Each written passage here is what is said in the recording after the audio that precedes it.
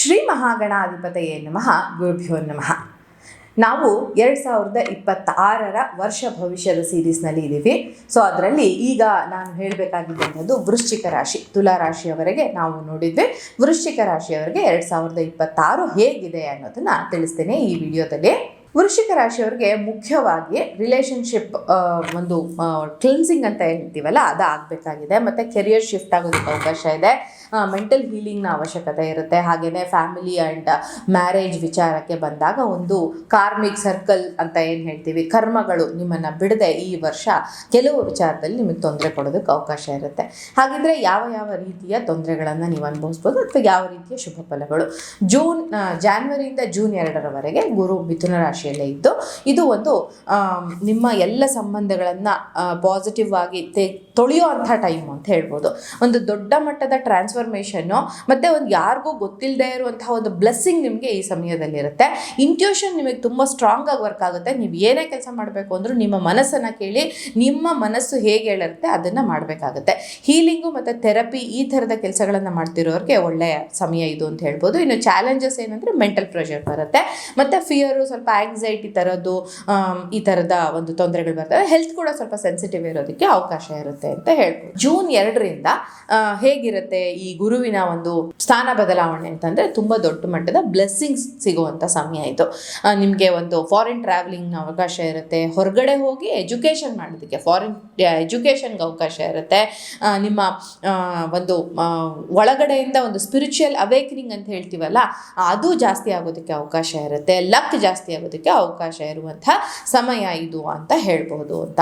ಉದ್ಯೋಗದ ವಿಚಾರದಲ್ಲಿ ಕೂಡ ನಿಮಗೆ ಸಾಕಷ್ಟು ಬ್ಲೆಸ್ಸಿಂಗ್ಸ್ ಕೊಟ್ಟು ನಿಮ್ಮನ್ನು ಪ್ರೊಟೆಕ್ಟ್ ಮಾಡೋದಕ್ಕೆ ಅವಕಾಶ ಇರುವಂಥ ಸಮಯ ಅಂತ.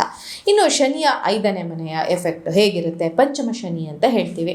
ಅದು ನಿಮ್ಮ ಪ್ರೀತಿ ಪ್ರೇಮದ ವಿಚಾರದಲ್ಲಿ ತುಂಬ ಸೀರಿಯಸ್ ಇಶ್ಯೂಸ್ನ ಕೊಡೋದಕ್ಕೆ ಅವಕಾಶ ಇರುತ್ತೆ. ಮೆಂಟಲ್ ಮೆಚುರಿಟಿ ಇಲ್ಲದೆ ಬಿಹೇವ್ ಮಾಡ್ತೀರಾ.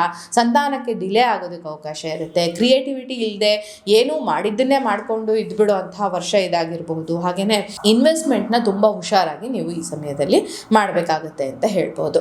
ಇನ್ನು ಜೂನ್ನಿಂದ ಡಿಸೆಂಬರ್ವರೆಗೆ ಸ್ವಲ್ಪ ನಿಮ್ಮ ಹೆಲ್ತ್ ಇಶ್ಯೂಸು ಹೆಚ್ಚಾಗಿ ಕಾಡಬಹುದು ಅಂತ ಹೇಳೋದಕ್ಕೆ ನಾನು ಈ ಸಮಯದಲ್ಲಿ ಬಯಸ್ತೀನಿ. ಇನ್ನು ರಾಹುಕೇತುಗಳ ಟ್ರಾನ್ಸಿಟ್ ಅಂತ ಬಂದಾಗ ಜಾನ್ವರಿಯಿಂದ ಡಿಸೆಂಬರ್ವರೆಗೂ ರಾಹು ಕುಂಭದಲ್ಲಿ 4ನೇ ಮನೆಯಲ್ಲಿದ್ದು, ಕೇತು ಬಂದು ಸಿಂಹದಲ್ಲಿ 10ನೇ ಮನೆಯಲ್ಲಿರ್ತಾನೆ. ರಾಹು 4ನೇ ಮನೆಯಲ್ಲಿರುವಾಗ ನಿಮ್ಮ ಅನವಶ್ಯಕವಾಗಿ ಸ್ಥಾನ ಬದಲಾವಣೆ ಆಗುತ್ತೆ. ಕೆಲವು ಸರಿ ಪ್ರಾಪರ್ಟಿ ಪರ್ಚೇಸ್ ಮಾಡೋಕ್ಕೆ ಹೋಗಿ ಚೀಟಿಂಗ್ ಆಗೋ ಅವಕಾಶ ಇರುತ್ತೆ. ತುಂಬ ಕೇರ್ಫುಲ್ ಆಗಿ ಮಾಡಬೇಡಿ ಅಂತ ಹೇಳಲ್ಲ. ರೆಸ್ಟ್ಲೆಸ್ ಆಗಿರುತ್ತೆ. ಮನೆಯಲ್ಲಿ ಹೋಗಿ ರೆಸ್ಟ್ ತೊಗೊಳ್ಳೋಣಪ್ಪ ಅಂತ ಹೋದರೆ ಅಲ್ಲೇನೋ ಕಿರಿಕಿರಿ ಆಗುವಂಥದ್ದು. ತಾಯಿಯ ಆರೋಗ್ಯಕ್ಕೋಸ್ಕರ ಹೆಚ್ಚು ಖರ್ಚಾಗೋದಕ್ಕೆ ಅವಕಾಶ ಇರುತ್ತೆ. ಇನ್ನು ಕೇತುವಿನ ಒಂದು 10ನೇ ಮನೆಯ ಪ್ಲೇಸ್ಮೆಂಟಿಂದ ನಿಮ್ಮ ಯಾವುದೇ ಗೋಲ್ಗಳು ರೀಚ್ ಆಗದೆ ತುಂಬ ಕಷ್ಟಪಟ್ಟು ನೀವು ಕೆಲಸ ಮಾಡುವಂಥದ್ದು, ಕೆಲಸ ಮಾಡಿದಂತಹ ಜಾಗದಲ್ಲಿ ಕೂಡ ಅದಕ್ಕೆ ಸರಿಯಾದ ಒಂದು ರಿಟರ್ನ್ ಇಲ್ಲದೆ ಹೋಗಬಹುದು ಅಂತ. ಇನ್ನು ಡಿಸೆಂಬರ್ 5ರ ನಂತರ ವರ್ಷದ ಕೊನೆಯಲ್ಲಿ ಮಕರ ಮತ್ತು ಕರ್ಕಾಟಕ ರಾಶಿಗೆ ಪ್ರವೇಶ ಆಗುವಂತಹ ರಾಹು ಕೇತುಗಳೇನಿದೆ, ರಾಹು 3rd ಹೌಸಲ್ಲಿ ಬೆಸ್ಟ್ ರಿಸಲ್ಟು. ಕರೇಜ್ ಜಾಸ್ತಿ ಆಗುತ್ತೆ.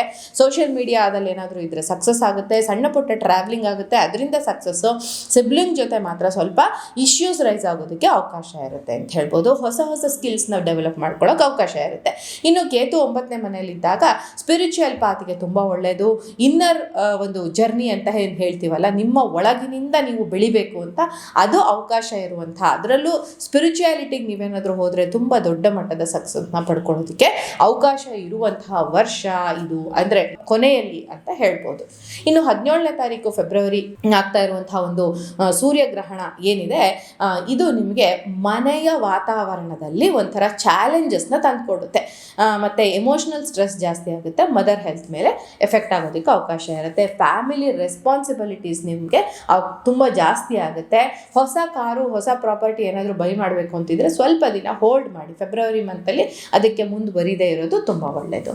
ಇನ್ನು 3ನೇ ತಾರೀಕು ಮೇ ಇರುವಂತಹ ಒಂದು ಗ್ರಹಣ ಏನು ಕೊಡುತ್ತೆ ಅಂತ ಹೇಳಿದ್ರೆ, ಫ್ರೆಂಡ್ ಸರ್ಕಲ್ನಲ್ಲಿ ಒಂದು ಚಾಲೆಂಜಸ್ನ ಕೊಡುತ್ತೆ.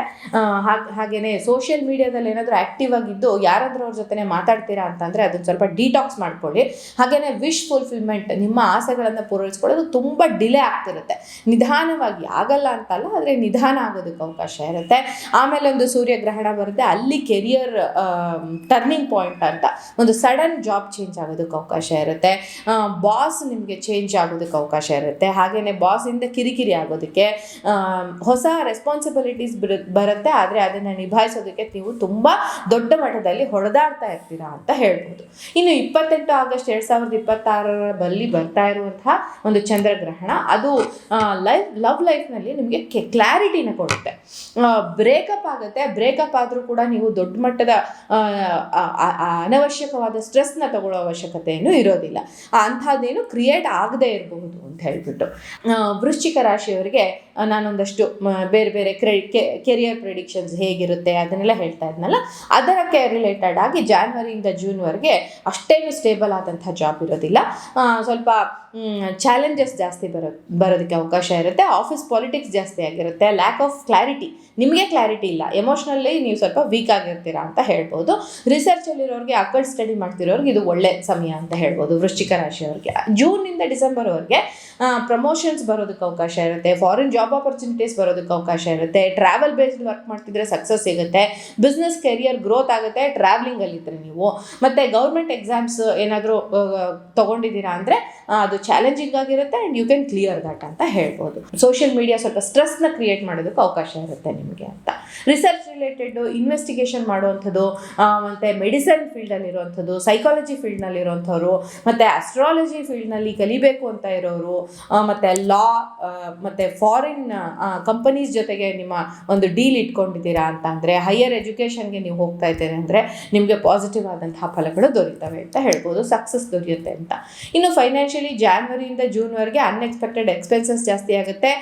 ಮೆಡಿಕಲ್ ಬಿಲ್ಸ್ ಜಾಸ್ತಿ ಆಗೋದಕ್ಕೆ ಅವಕಾಶ ಇರುತ್ತೆ. ಪಾರ್ಟ್ನರ್ ಮತ್ತು ನಿಮ್ಮ ಒಂದು ಜೀವನ ಸಂಗಾತಿ ಏನು ಹೇಳ್ತೀರಾ ಅವರ ಒಂದು ಫೈನಾನ್ಷಿಯಲ್ ಸ್ಟೇಟಸ್ ಕೂಡ ಸ್ವಲ್ಪ ಕಡಿಮೆ ಆಗೋದಕ್ಕೆ ಅವಕಾಶ ಇರುತ್ತೆ ಅಂತ. ಇನ್ನು ಜೂನಿಂದ ಡಿಸೆಂಬರ್ವರೆಗೆ ಇನ್ಕಮ್ ಚೆನ್ನಾಗಿರುತ್ತೆ. ಒಳ್ಳೆ ರೀತಿಯ ಇನ್ವೆಸ್ಟ್ಮೆಂಟ್ಸ್ ಆಗ್ತವೆ. ಮತ್ತು ಟ್ರಾವೆಲ್ ಎಕ್ಸ್ಪೆನ್ಸಸ್ ಮಾತ್ರ ಸ್ವಲ್ಪ ಜಾಸ್ತಿ ಇರುತ್ತೆ. ಬಟ್ ಲಾಂಗ್ ಟೈಮ್ ಇನ್ವೆಸ್ಟ್ಮೆಂಟ್ಸ್, ಮನೆ ತಗೊಳ್ಳೋದು ಅಥವಾ ಒಂದು ದೊಡ್ಡ ಏನಾದರೂ ಪ್ಲಾಟ್ ತಗೋತೀವಿ ಅಥವಾ ಎಲ್ಲಾದರೂ ಫಾರ್ಮ್ ಹೌಸ್ ಮಾಡ್ತೀವಿ, ಈ ಥರದಕ್ಕೆಲ್ಲ ತುಂಬ ಒಳ್ಳೆ ಅವಕಾಶ ಇರುವಂಥ ಸಮಯ ಇದು ಅಂತ ಹೇಳ್ಬೋದು. ಇನ್ನು ಲವ್ ಮತ್ತು ಮ್ಯಾರೇಜ್ ಪ್ರಿಡಿಕ್ಷನ್ಸ್ ಅಂತ ಬಂದಾಗ ಜಾನ್ವರಿಯಿಂದ ಜೂನ್ವರೆಗೆ ನಾನು ಮೊದಲೇ ಹೇಳಿದ ಹಾಗೆ ನೀವು ಮಾಡಿದಂತಹ ಕರ್ಮಗಳನ್ನು ನೀವು ಸರಿ ಮಾಡ್ಕೊಳ್ಳೋದಕ್ಕೆ ಅವಕಾಶ ಇರುವಂಥ ಸಮಯ ಇದು ಅಂಥೇಳಿ.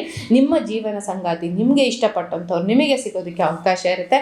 ಒಂದು ಸ್ಟೇಬಲ್ ಆದಂತಹ ಲವ್ ಲೈಫ್, ಸ್ಟೇಬಲ್ ಆದಂತಹ ಮ್ಯಾರೇಜ್ ವಿಚಾರ ಇರೋದಕ್ಕೆ ಅವಕಾಶ ಇರುತ್ತೆ ಅಂತ. ಬಟ್ ಎಮೋಷ್ನಲಿ ಸ್ವಲ್ಪ ನೀವು ವೀಕ್ ಆಗಿರೋದ್ರಿಂದ ಎಮೋಷ್ನಲ್ ಸಪೋರ್ಟ್ನ ನಿಮ್ಮ ಪಾರ್ಟ್ನರಿಂದ ನೀವು ಪಡ್ಕೊಳ್ಬೇಕಾಗುತ್ತೆ ಅಂತ ಹೇಳ್ಬಿಟ್ಟು ಎಗೈನ್ ಇಲ್ಲಿ ಈಗೋ ಇಶ್ಯೂಸ್ ಜಾಸ್ತಿ ಬಂದು ನಿಮಗೆ ಕಿರಿಕಿರಿ ಆಗೋದಕ್ಕೆ ಅವಕಾಶ ಇರುತ್ತೆ ಅಂತ. ಇನ್ನು ಹೆಲ್ತ್ ಪ್ರಿಡಿಕ್ಷನ್ಸ್ ಕೊಡಬೇಕು ಈ ವರ್ಷದಲ್ಲಿ ಹೇಗಿರುತ್ತೆ ಅಂದರೆ, ನೀವು ರೀಪ್ರೊಡಕ್ಟಿವ್ ಆರ್ಗನ್ಸ್ ಅಂತ ಏನು ಹೇಳ್ತೀವಿ, ಸಂತಾನೋತ್ಪತ್ತಿಗೆ ಸಂಬಂಧಿಸಿದಂತಹ ಅಂಗಗಳು, ಅದಕ್ಕೆ ಸ್ವಲ್ಪ ತೊಂದರೆಗಳು ಬರಬಹುದು. ಮೆಂಟಲ್ ಸ್ಟ್ರೆಸ್ ಇರುತ್ತೆ. ಮೆಂಟಲ್ ಸ್ಟ್ರೆಸ್, ಆಂಗ್ಸೈಟಿ ಜಾಸ್ತಿ ಆಗಿರುತ್ತೆ ಅಂತ ಹೇಳ್ಬೋದು. ಜಾನ್ವರಿಯಿಂದ ಜೂನ್ವರೆಗೆ ಈ ಎಮೋಷನಲಿ ನೀವು ಸ್ಟ್ರಾಂಗ್ ಆಗೋದಕ್ಕೆ ಬೇಕಾಗಿರುವಂಥ ಎಲ್ಲ ಪ್ರಿಪ್ರೇಷನ್ನ ನೀವು ಮಾಡ್ಕೊಳ್ಬೇಕಾಗುತ್ತೆ ಅಂತ ಹೇಳ್ಬಿಟ್ಟು. ಟ್ರಾವೆಲಿಂಗ್ ಜಾಸ್ತಿ ಆಗುತ್ತೆ. ಹಾಗೆಯೇ ಒಂದು ಫಿಟ್ನೆಸ್ ಕಡೆಗೆ ನೀವು ಈ ಸಮಯದಲ್ಲಿ ತುಂಬ ದೊಡ್ಡ ಮಟ್ಟದಲ್ಲಿ ನಿಮ್ಮ ಒಂದು ಗಮನವನ್ನು ಕೊಡಬೇಕಾಗುತ್ತೆ ಅಂತ ಹೇಳ್ಬೋದು. ಇದಾಗಿತ್ತು ನಿಮ್ಮ ಈ ವರ್ಷದ ವರ್ಷ ಭವಿಷ್ಯ, 2026 ವೃಶ್ಚಿಕ ರಾಶಿಯ ವರ್ಷ ಭವಿಷ್ಯ. ಸೊ ಈ ಎಲ್ಲ ರಾಶಿಗಳ ವರ್ಷ ಭವಿಷ್ಯ ಮುಗಿದ ನಂತರ ನಾನು ಎಲ್ಲ ರಾಶಿಗಳಿಗೆ ಪರಿಹಾರವನ್ನು ಕೂಡ ತಿಳಿಸ್ತೀನಿ. ಕಾಯ್ತಾ ಇರಿ. ನಮಸ್ಕಾರ.